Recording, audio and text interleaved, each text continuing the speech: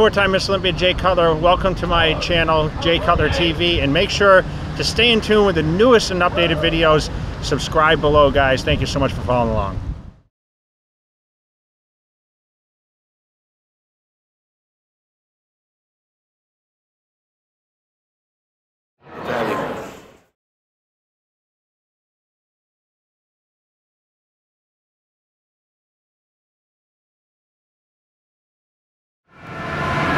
Okay guys, welcome to another Be Built by Bros. We're here live from Gold's Gym, and on today's show we're going to have a few different things for you. We're going to have a do's and don'ts, where I'm going to show you stiff-legged deadlifts.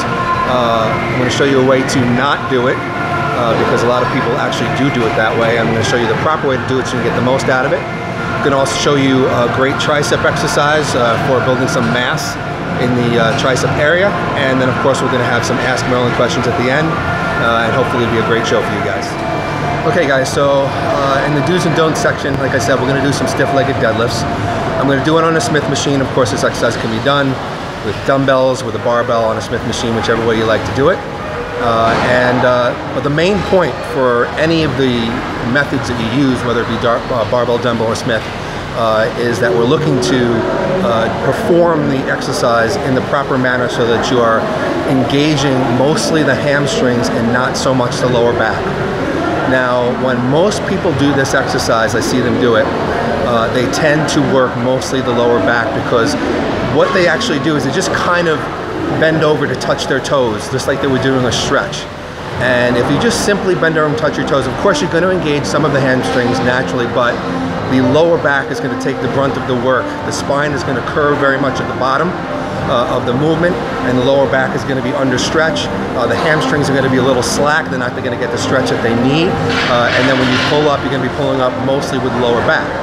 Now, what you want to do to tweak this movement and make it most effective for the hamstrings is you actually want to think about leading the movement with the glutes. And what I mean by that is that before you even start to lower the weight, you're actually going to push the glutes out back behind you. When you push the glutes out back behind you, it immediately forces the hamstrings under stretch. So right away, you've already engaged the hamstrings more effectively by sticking the glutes out. You're going to have to make sure that you want to keep your head up. You don't want to drop your head down, which a lot of people do. They look towards the floor. You want to keep your head up, eyes forward, and you want your lower back to stay straight. So in other words, your torso should be pretty much parallel to the ground as it's going down, rather than curved over. Again, this is going to cause more of a stretch in the hamstrings, and then of course more of a pull in the hamstrings when you're on the way up. This is a much more effective way to do it. Now what you're going to find is that you're not going to be able to stretch down as far. The hamstrings are going to be under a much more extreme stretch right away, so you may not be able to go as low as you normally do, but you're still going to get twice as much out of the movement. So first I'm going to show you how to not do it, and then I'm going to show you how to properly do it, the hamstring stiff-legged deadlift on the spine. Okay guys, so what we're showing you here is a tricep movement that we've been using a lot lately on an angled calf machine. Putting our hands nice and close, keeping the elbows tucked, leaning in, and just using about the first 2/3 range of motion to hit the triceps hard.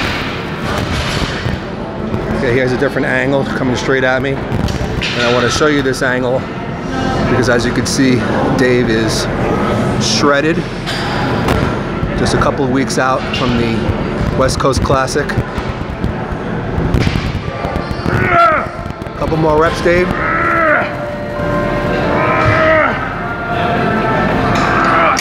Good.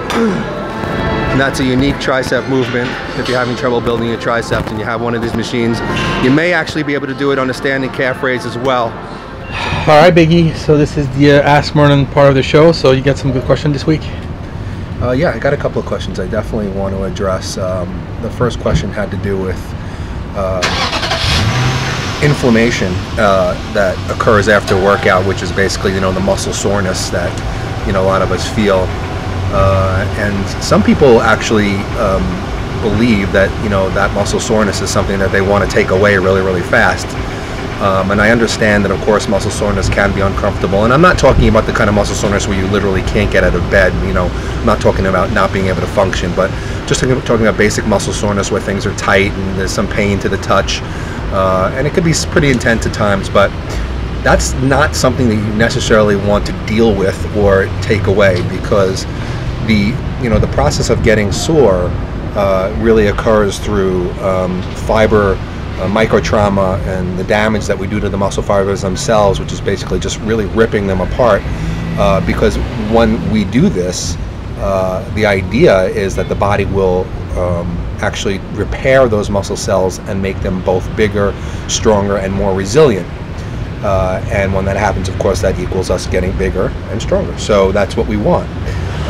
If we look to interrupt the process by taking NSAIDs or using ice or ice baths and things like that, we're actually interrupting the process of muscle growth. It's actually an essential step to muscle growth is having some trauma and soreness, because it causes a release of a certain cascade of hormones. We don't have to get into that here specifically, but we want this release of hormones to take place because it's a step-by-step process that becomes anabolism or hypertrophy of muscle growth. So unless the soreness that you feel after workout is debilitating, if it's going to force you not be able to work your job or you can't get out of bed, well, number one, you've probably overtrained, you've probably overdone it. That's the first thing I should say.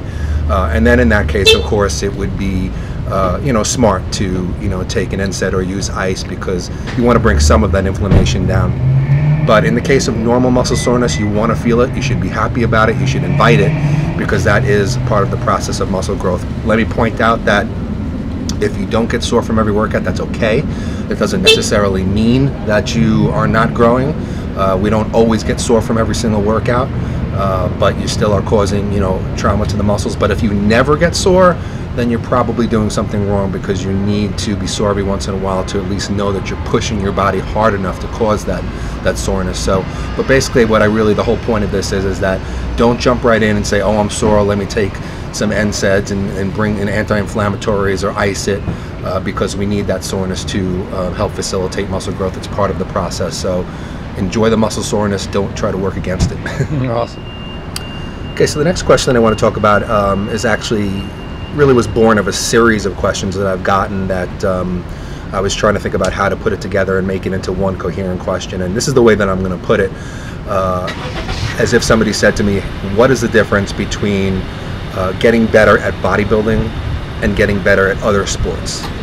That's the way that I kind of see all these questions coming together, and it really helps me answer the question the way I want to for you guys, which is basically to say that there's a very big essential difference between bodybuilding or what makes us better bodybuilders versus what makes you better at a more traditional sport, like say football, baseball, golf, any of those types of sports.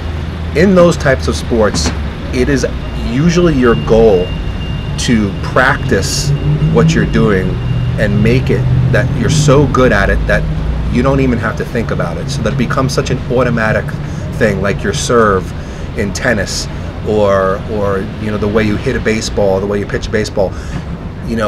These things you want them to become just like you don't have to think about it, almost like driving a car. When you first start driving a car, you're thinking about the gas pedal, you're thinking about everything, all the different parts. But after a while, it becomes automatic. You don't even think about it anymore. You could drive from point A to point B without ever even thinking about driving. And that's the way you are when you're training for other sports. You want to just practice and practice and practice and become really good at it, so you don't have to think about it. It's almost an automatic thing that happens between the brain and the spinal column and the body parts, and it just happens without you even having to think about it. You become good at it and so efficient at it. Now, the difference between that and bodybuilding is actually, bodybuilding is the opposite. I always say to people that if you become too good at any movement, you may become stronger, you may become able to lift more weight or get more repetitions, but you're probably going to work against what actually builds muscle. If you are so good at a movement that it becomes so automatic to you, you're not going to fire off as many muscle fibers and cause the trauma to those muscle fibers that are going to make us grow. So one of the things you see when I introduce a lot of my training systems like SPEC and FTX2 and ESPX2 is there's a lot of thinking involved, because we're thinking about the rep tempo, we're thinking about the stretch, we're thinking about the squeeze, we're thinking about the eccentric with the concentric. We're not just moving the point from A to B mindlessly. You don't want to just be in a trance and get from rep 1 to rep 10 without even thinking about it. you want to actually have to think about the reps. You want to make sure that you are so focused on every movement and every centimeter of the repetition to make it harder. You want it to be harder, not easier. So a couple of ways that we do this is, number one is to not be so repetitive in your movements. If you use the same exact exercises every single workout, the same weights, the same patterns, the same grips, the same motions, you're going to become very efficient at doing the movement, which is great because you're getting better at the movement, but it's not going to affect muscle growth. Again, you're not going to fire off as many muscle fibers. If you don't fire off those muscle fibers, you're not going to grow. So we want to change movements a lot, whether that means changing the movements completely, changing the order of movements, changing the hand spacing, changing the grips, changing the angle of push or pull, just to make you have to think about doing something different than you normally do. Another way that we deal with that is, like I said before, by accentuating the eccentric contraction, the concentric contraction, and this car pulling in next to me. Always something. It's live TV, guys. Yeah. I'll just speak up a little louder. But anyway, so, or accentuating the stretch or the squeeze of the movement. I want to make you think about doing the exercise every single rep. I want you to have to think about what you're doing, even counting in your head the seconds, so that you're forced to make the movement harder rather than easier. So what I'm basically saying is the main difference between regular sports and bodybuilding is that regular sports, you want your movements to be just so efficient that you don't have to think about them. In bodybuilding, you want to have to think about them. The more you think about the movement, the more you put the mind into the muscle, the more you think about what the muscle is feeling like at every single moment, from the point of beginning the movement to the point of ending the movement, the more you're get out of it. And that's something you should always remember. You don't want to be in the gym mindlessly pumping the weight up and down. You're not going to get anything out of it. You want to make sure you're thinking about it. You want to make sure your mind's in the muscle, you're focused, you're concentrating on what you're doing, and that is the way you're going to grow. So that's the big difference between regular sports and bodybuilding. Thanks, Merlin.